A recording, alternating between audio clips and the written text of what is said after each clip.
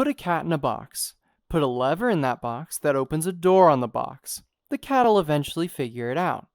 Put the cat back in and it'll figure it out sooner. This setup, called a puzzle box, forms the basis of the law of effect.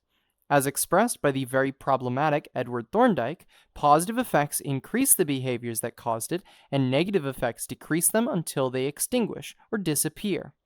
The result, rewarded behaviors happening more, is called operant conditioning. While Thorndike made the puzzle box, the significantly cooler B.F. Skinner dedicated his life's work on expanding the puzzle box, which he called an operant conditioning chamber. Instead of being let out of the box, the animal is instead rewarded, typically with food. This allows more variables of the box to be controlled and modified, and facilitates direct testing of the behavior as it is reinforced and extinguished. A lot of the basic results are very intuitive. If your reward is food, then the behavior will stop when the animal is satiated and resume when they're hungry. If the reward is delayed, the learning process takes longer. If the reward is large, the learning process is quickened. The real benefit of the operant conditioning chamber is reward schedules.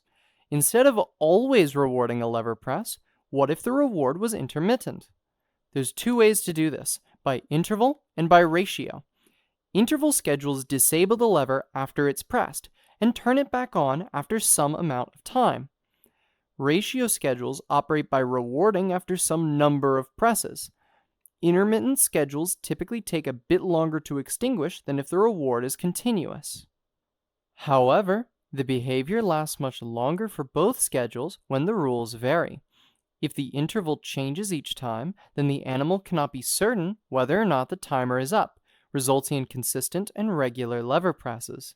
If the ratio changes each time, then the animal cannot be certain whether or not any one lever press will yield a reward, resulting in persistently pressing the lever just to be certain.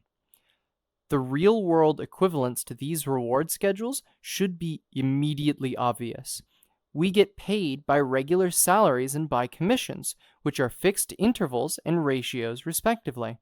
We are occasionally rewarded for checking our social media pages for content, or rewarded for gambling with a rare big win. We regularly interact with systems designed to encourage specific behaviors from us in similar ways to Skinner's experiments.